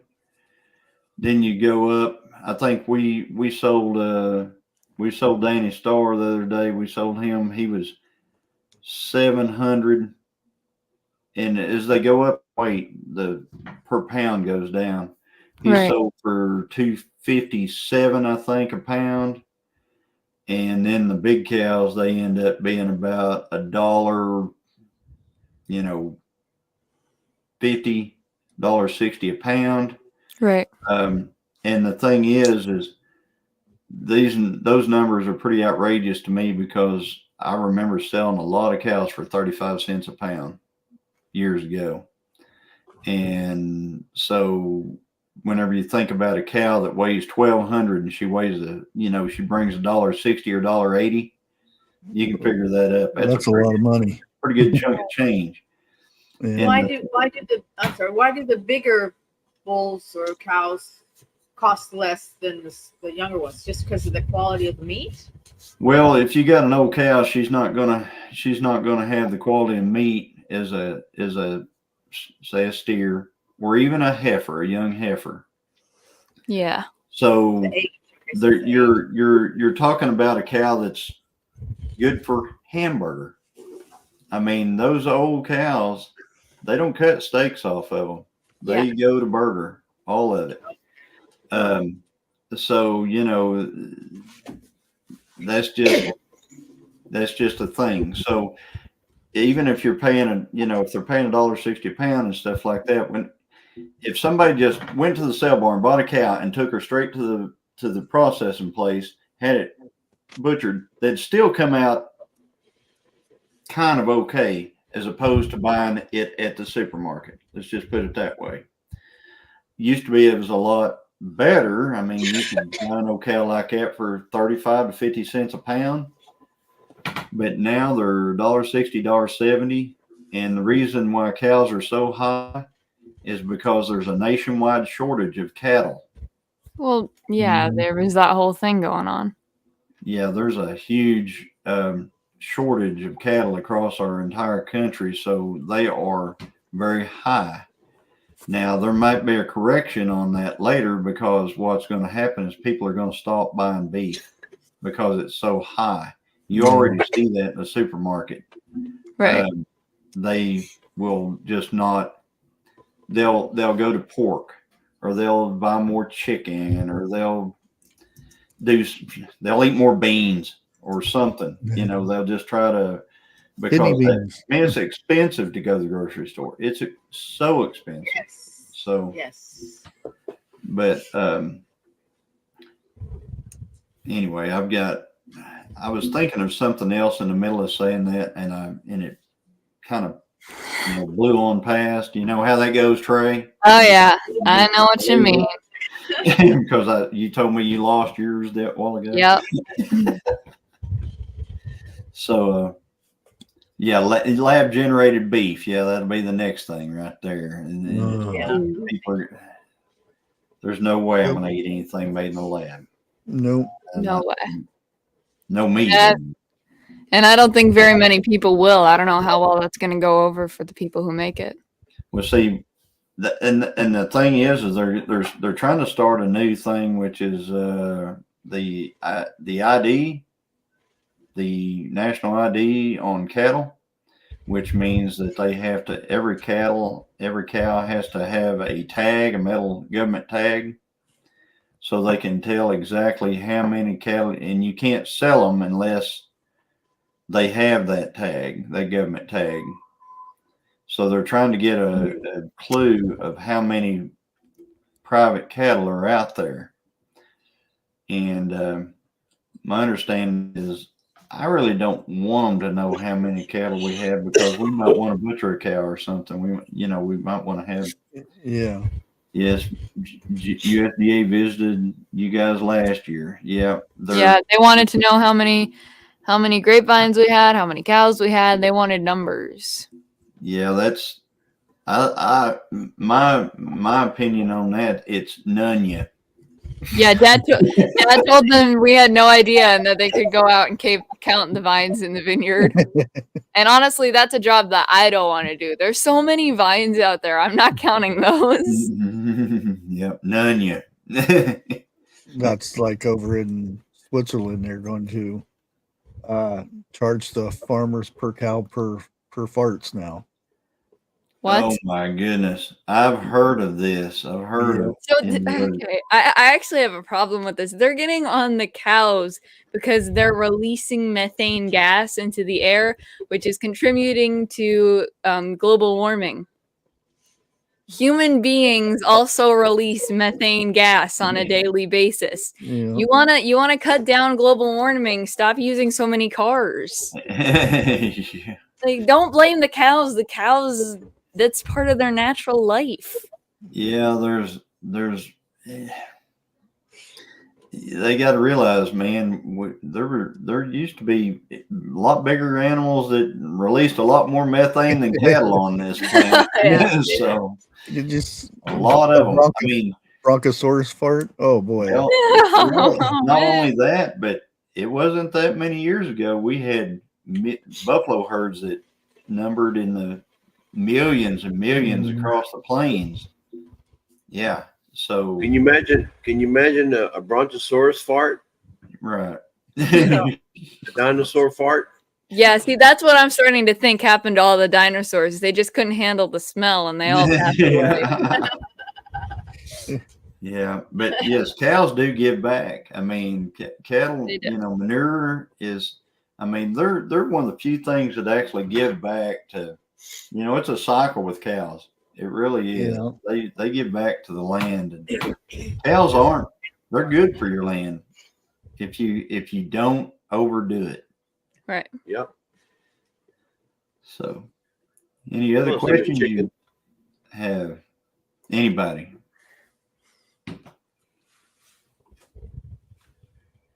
Yeah, you hit everything on my list. Well, This is good, Johnny, and something everybody needed to hear. 'Cause, Yeah. Oh yeah, it's learned a like- whole lot.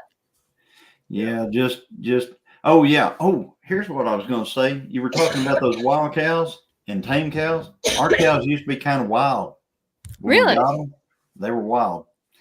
So the way I made them tame is, for one thing, daily I was out there. Right. The other thing was range cubes. You guys feed cubes at all? The grain, yeah. No, range cubes.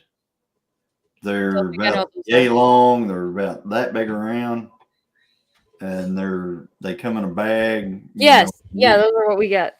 Okay, range cubes. So what you can do is you can feed those cattle, and what I do is I feed them in a lot of people pour that stuff on the ground. I don't. Yeah. I feed them in those long, cattle troughs. Okay. So I've got some of those cattle troughs and I feed them in that. And I'm right there with them whenever I'm feeding them. I mean, I'm in the middle of them.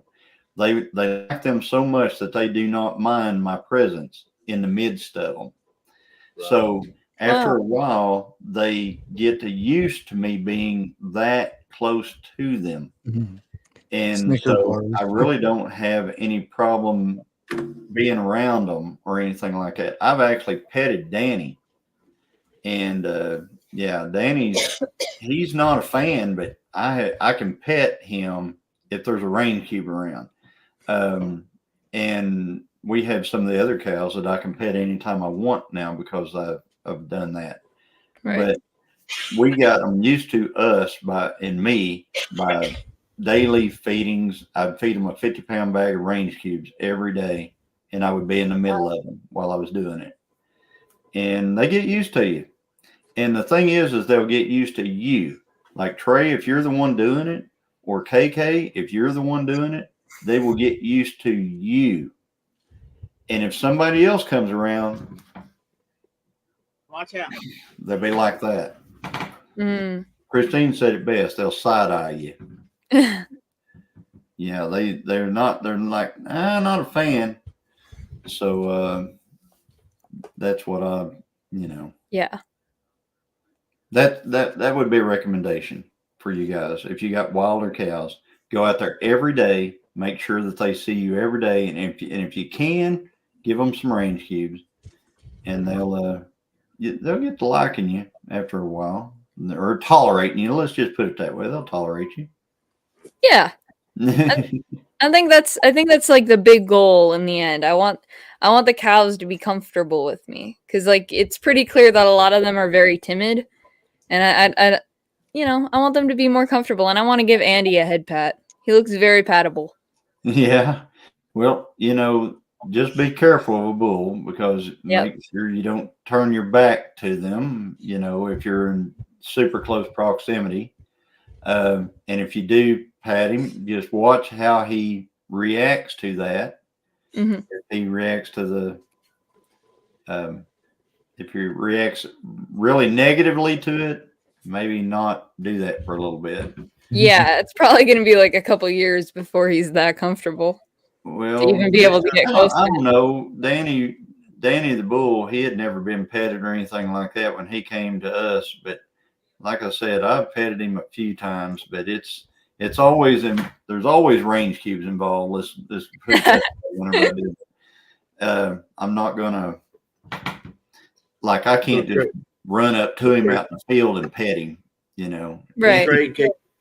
Your screen is froze, by the way. Yeah, our whole computer is frozen. Mr. Jesse, you might have to end the stream When we're done here. Okay, but what I wanted to say was, next time you're out there with the cows, like Johnny says, if you can get them to come, then Andy will be compatible.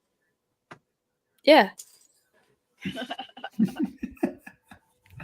So that's if he'll come. If he don't come, then he won't be compatible. But I'm telling you that, but make your be around them. You know, Yeah. if they're not used to humans, like he wasn't out there, but you know, once every 4 days to once a week or something like that, they didn't see him that much. And probably Johnny, the times he was close to them was the time something negative was happening to them, like they were getting ear tagged or they were getting steered. You know, they were being made steers. so Johnny, You guys still there? Yeah, we're still here. Okay. They just lost their screen. Yeah, Johnny, our Screen went entire white, and screen now went our white. But Camera's gone. the computer is no longer frozen, but our camera has died once again. Oh wow. Yeah. So, but those are Johnny, things. You know. Johnny. Yeah.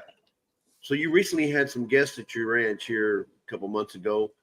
Do cows or maybe even steers, whatever, do they sense if you have somebody out there with you, do they sense somebody who is timid, or if somebody is not very afraid, you know, should you basically be a little bit more I know you got to be respectful of the cows and stuff, but can they sense fear?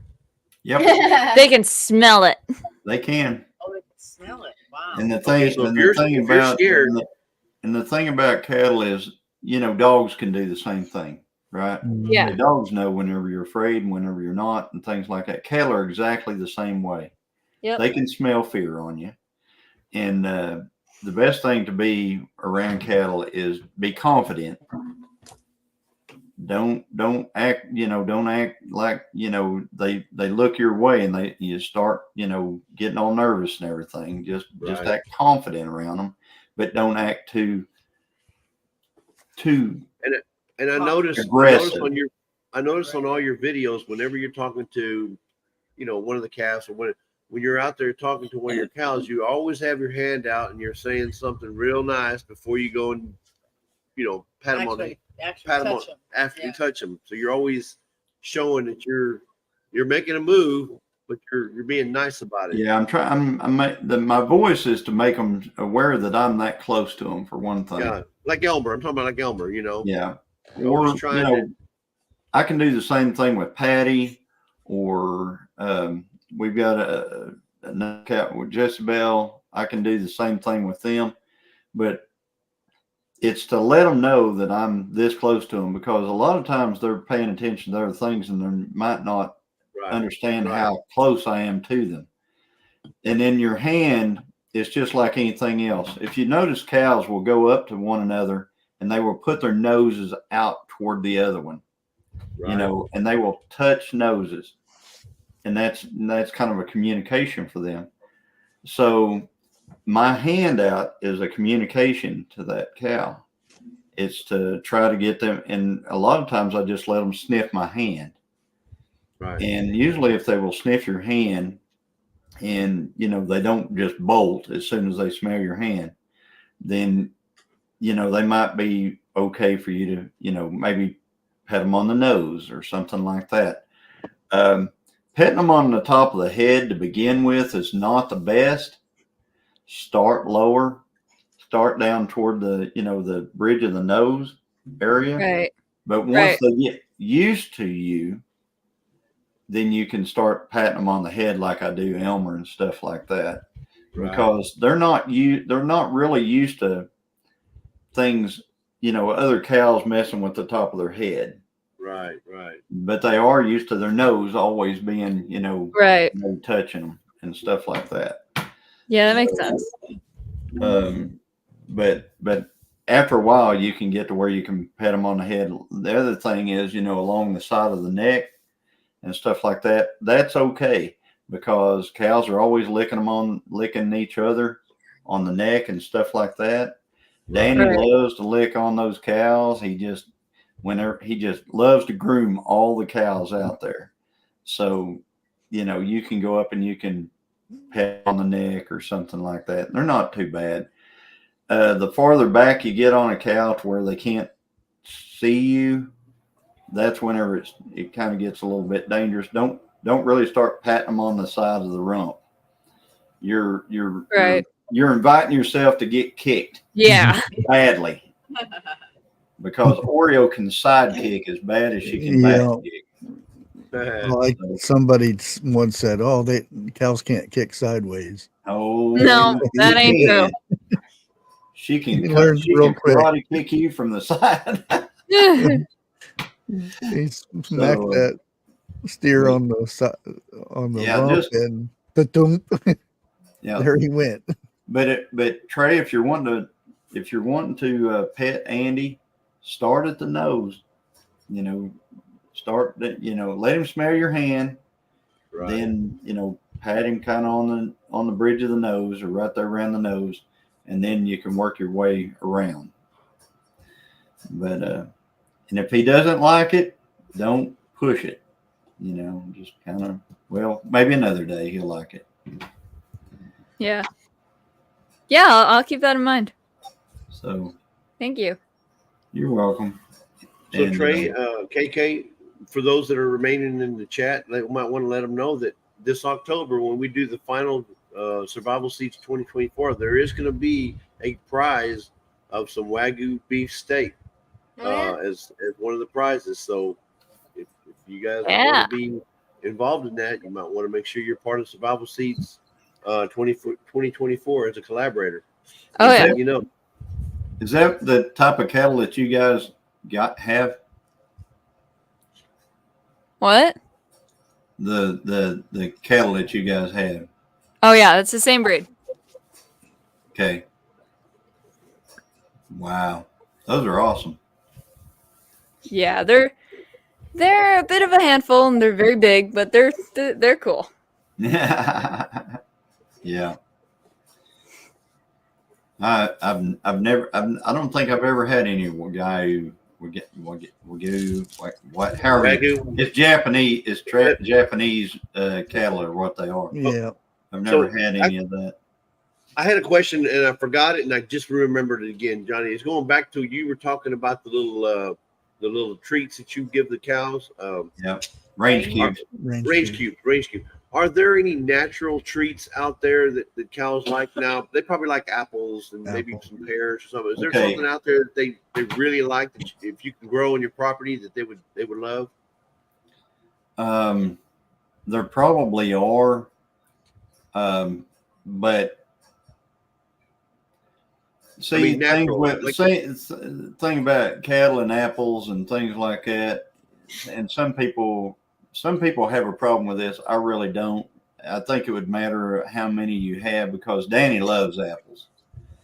But in the horse community, and stuff like that, a lot of apples are bad for their hooves. It creates what they call a soft hoof. And so if you have a small orchard like what we have, it's not a problem. And we do. Right. The cattle have been eating the apples, the ones that they can get before the deer get to them. Right. And the pears, the cattle do eat them and stuff like that. I'm going to tell you something that's not really great for cattle, but something that they will go after. That is acorns. Oh. Really? Now, acorns, yeah. The thing about acorns is they'll dry a cow up. So she's got a bag and she eats enough acorns, it'll dry her milk up. Oh, I thought you meant dehydrate them. Okay, but milk wise. Yeah, it'll dry their milk out. So a lot of people will try to keep them away from acorns if they're in have calves, young calves. The other thing is pine needles have been known to cause problems with birthing, like cause them to what do you want to call it? Abort. So miscarriage. Yeah. Pine needles have caused that, to happen. So now you talking about the pine needles or the pine nuts? The needles. Okay. The needles, because what will happen is they'll eat the grass that's growing in the pine needles. They'll get pine needles in the middle of that. There's something in that needlers that is not good for the cow system. You don't think it has to do with the same thing with the sap sap content of Yeah, the tree. it's in the sap is it's in the sap.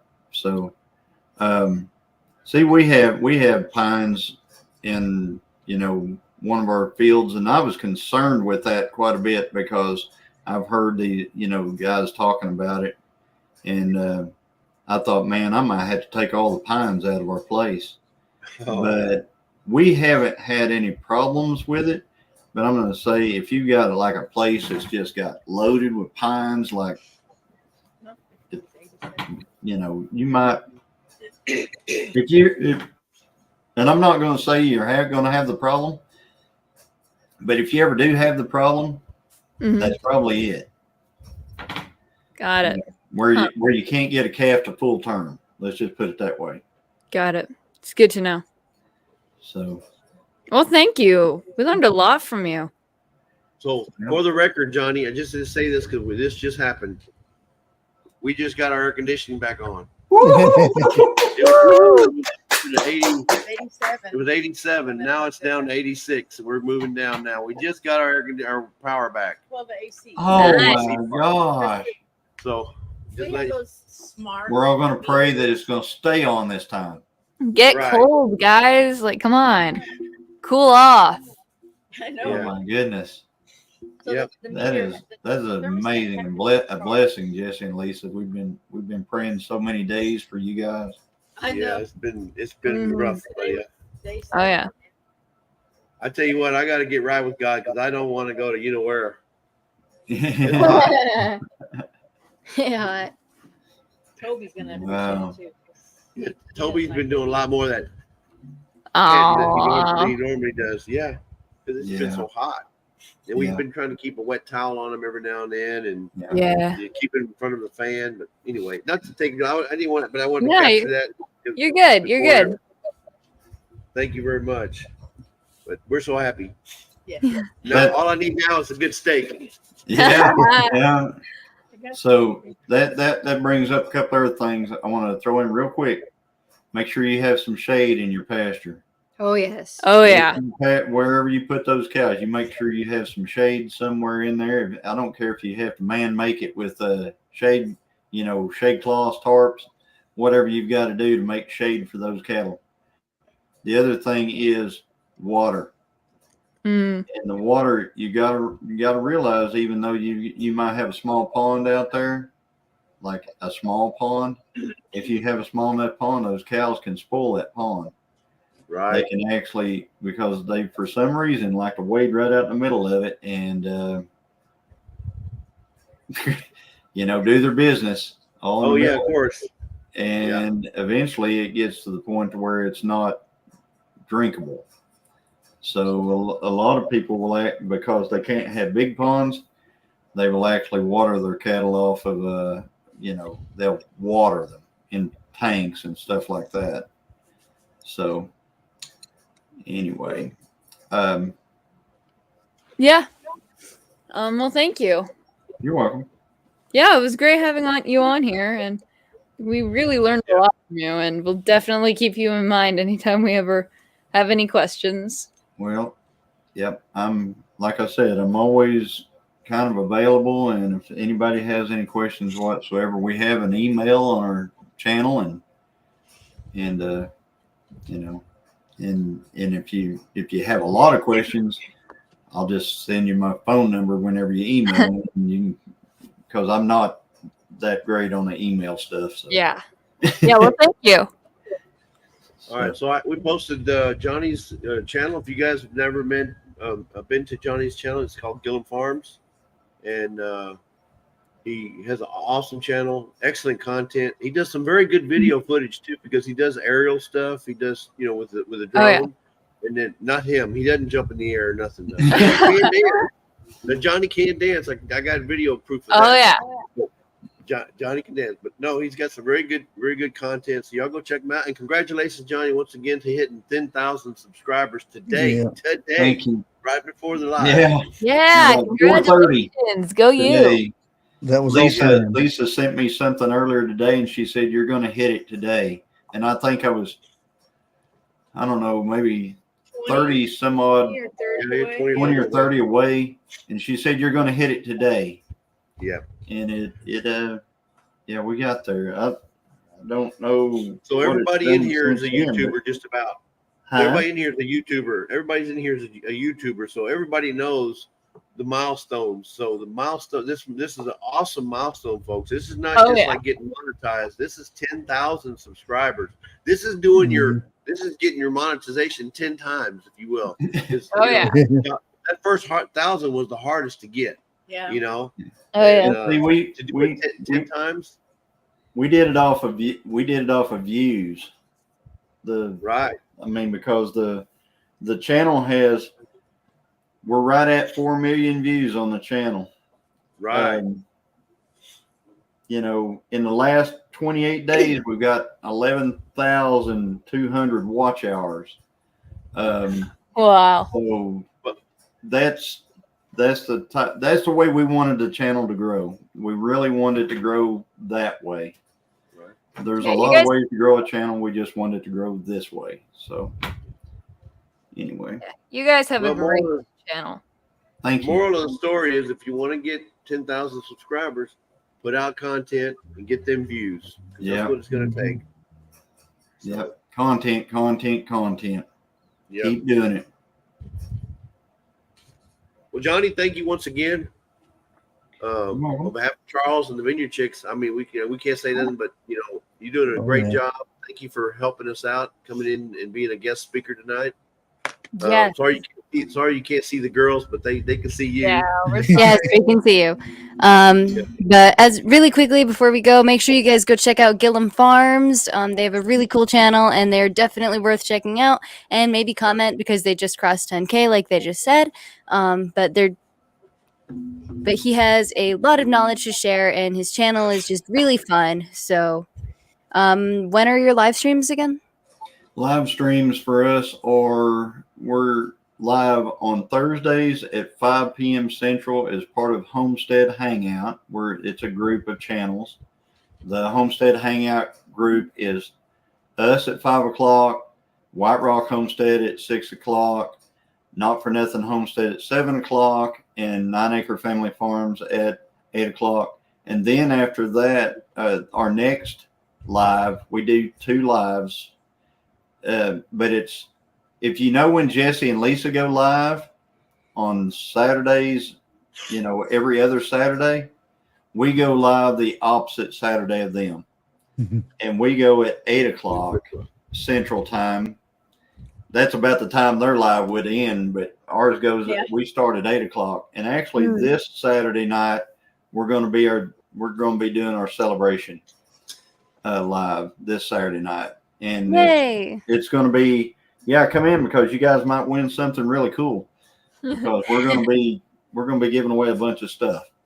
So, Do what? No, I was just trying to make it. Oh, you're trying to make it all that stuff? Do all that stuff. Hey. Sometimes it works, sometimes it doesn't. Or that. We can't get none of it. Oh, there it goes. Yeah, or that. There you go. There you go. That's cool. And don't forget to check out his wife, Miss Christine. She has her own channel, and I think they do a Bible study live too. So if you're interested, go check that out. And she also talks about her garden and stuff she's doing. Yeah, that one's on Monday nights. Monday night, 7 o'clock. 7 o'clock. It's called Digging in the Word with 4 sisters, and I think you guys are going live this week at the same time, right? Yeah, we have a in-person gig, so we had to start early. Right. So no matter what you're doing, it's going to be a good night. So. Right. But anyway. All right. Well. But that's when we go live. Be there this Saturday night at 8 Central. Yeah, it'll be fun. And see you might end up with something. You never know. Yep.